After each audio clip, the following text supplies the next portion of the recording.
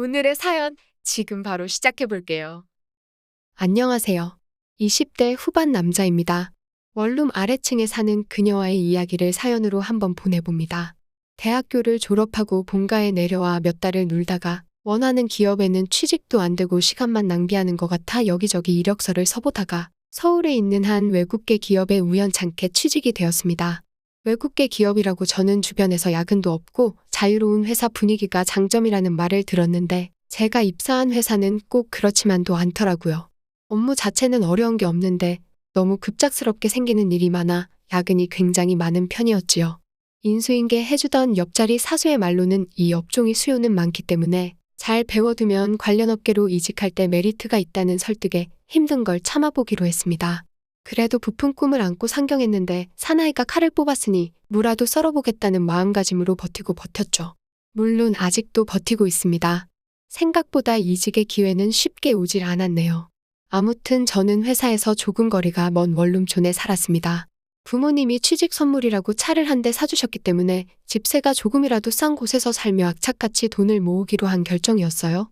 대학생보다는 직장인이 많은 원룸촌이었는데 단 하나 불편한 점이 있었습니다. 그것은 주차 문제였지요. 원룸촌이라 주차 공간이 되게 협소한데 건물 옆으로 차를 2대 정도 나란히 댈 수 있는 공간이 있었습니다. 집주인 아저씨와 쇼부를 쳐서 한 달에 5만 원을 더 내고 그 2자리 제가 다 쓰기로 합의를 봤습니다.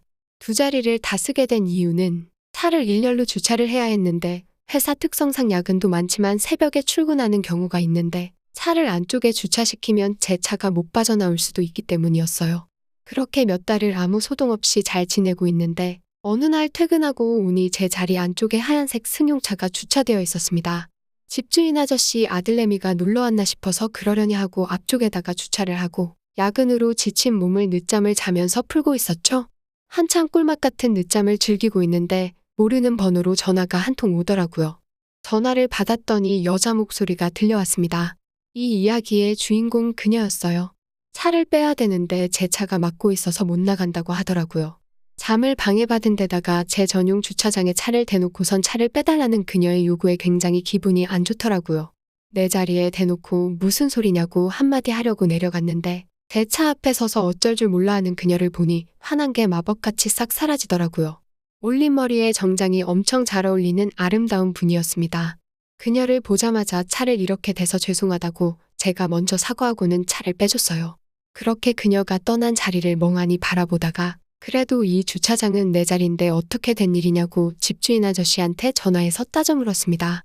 집주인 아저씨가 난감한 듯이 대답을 하면서 한 번만 사정을 봐달라고 하더라고요. 주차장이 없으면 이사를 안 오겠다는 그녀의 요구에 급한 대로 제 자리를 내어준 거라고 설명하는데 어이가 없어서 계속 따졌더니 아저씨가 쿨하게 그동안 주차비 명목으로 들였던 돈을 일부 저에게 돌려주시고 주차 비용은 앞으로 반만 받겠다고 하는 말에 그러기로 했습니다. 그녀와 집주인 아저씨도 어느 정도 이야기가 끝난 것 같더라고요. 아무튼 그 자리는 제가 먼저 사용하던 자리였기에 그녀도 아저씨 말에 수긍하고 그렇게 같이 공유하게 되었습니다. 문제는 제가 외국에 있는 본사로 3주간 출장을 발령받게 된 그날로 시작됩니다.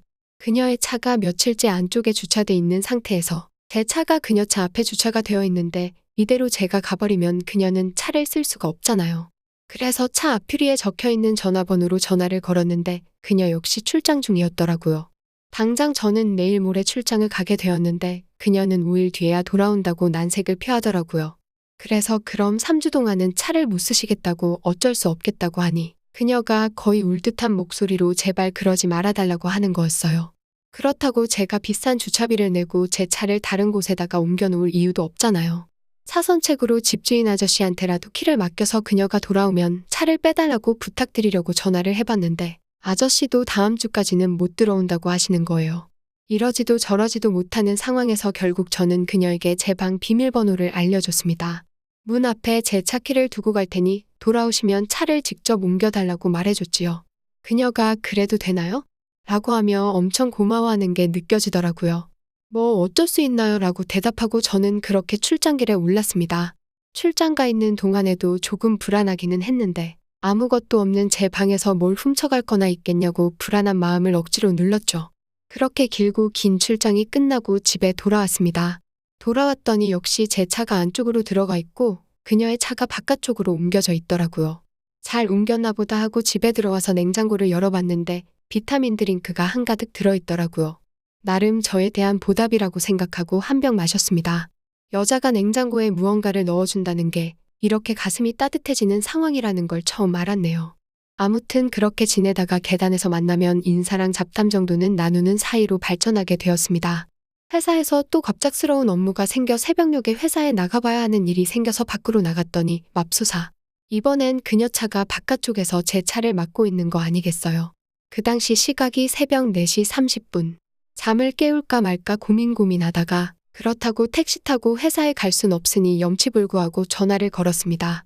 처음에는 소리샘으로 연결되다가 계속해서 거니 잠이 덜 깬 목소리로 전화를 받더라고요. 사정이 이러이러하니 차를 빼달라고 곧바로 말을 했는데 자기가 지금 화장도 못하고 엉망이라고 난감해하면서 안 된다는 듯이 이야기하더라고요. 아니, 이 사람이 지금 내가 차를 써야 한다는데 답답한 소리를 하고 있다고 말을 하려다가 그래도 여자가 그렇게 부끄러워하니 정중하게 안 보고 있을 테니까 잠깐 차만 빼놔달라고 부탁했죠. 그녀가 생각을 하는 듯 아무 말도 않고 있다가 저보고 자기 방 앞까지만 와달라고 하더라고요. 급해 죽겠는데 이 사람이 장난하나 싶어서 후다닥 뛰어 올라갔습니다. 문이 살짝 열리더니 문틈으로 가늘고 긴 새하얀 손이 쑥 나오더라고요. 그녀의 손에 들려있는 건 그녀의 차 키였고요. 저보고 차를 빼놔달라고 부탁하더라고요.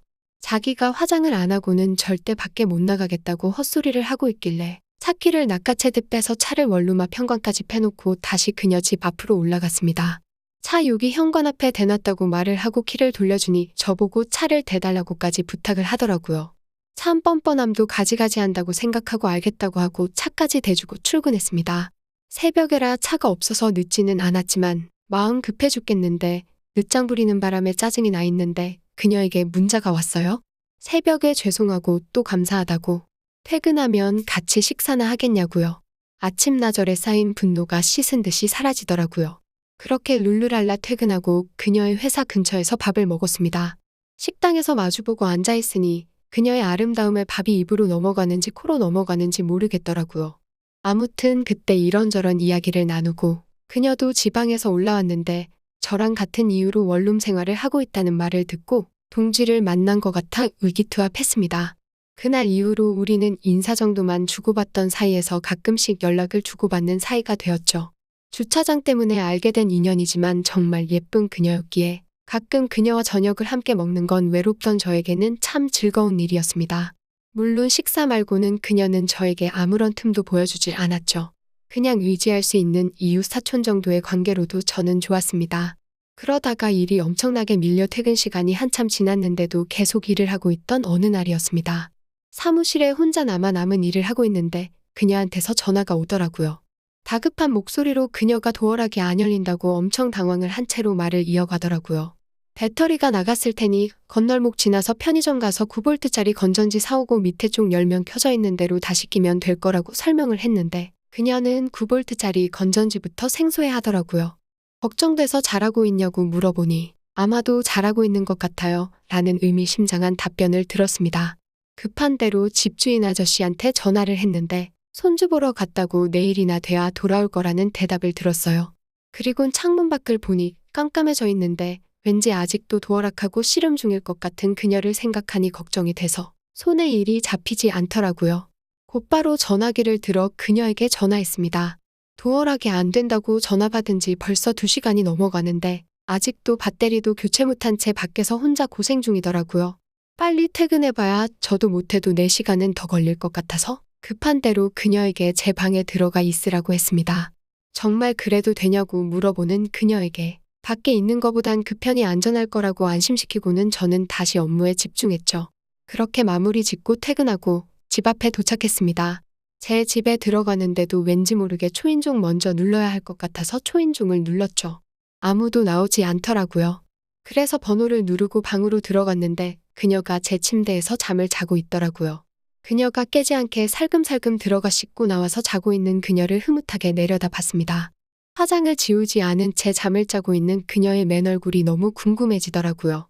얼마나 달라지기에 화장도 안 지우고 외간 남자 침대 위에서 세상 모르고 자고 있는 그녀를 보고 있으니까요. 그렇게 숨죽여 그녀의 자는 모습을 보고 있으니 왠지 모르게 심장이 콩닥콩닥해지고 가까이서 그녀를 보고 싶다는 마음이 생겨 그녀의 얼굴로 가까이 향했습니다. 살며시 느껴지는 샴푸 향기가 제 마음을 설레게 했지요. 그렇게 그녀를 뚫어져라 쳐다보고 있는데 그녀의 입꼬리가 실룩실룩 움직이기 시작하더니 이내 터져나오는 웃음을 참지 못하고 소리내서 웃더라고요. 당황한 저는 뒤로 넘어지면서 엉덩방아를 찧었습니다.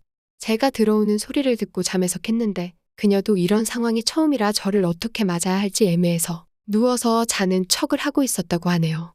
그런데 점점 가까워지는 저를 보니 터져나오는 웃음을 참을 수가 없었다고 말해주는데 이내 곧 서로 가까워진 얼굴 사이에서 눈이 마주치게 되었고 그녀는 눈을 감고 아무 말 하지 않고 있더라고요. 곧바로 저는 그녀에게 입을 맞추었고 그렇게 황홀한 시간을 보냈습니다. 다음 날 아침이 돼서야 그녀는 그녀의 방으로 돌아갔습니다. 방금 있었던 일을 멍하니 생각하다가 그냥 그녀의 향기가 남아있는 침대 위에서 늦은 잠을 청했습니다.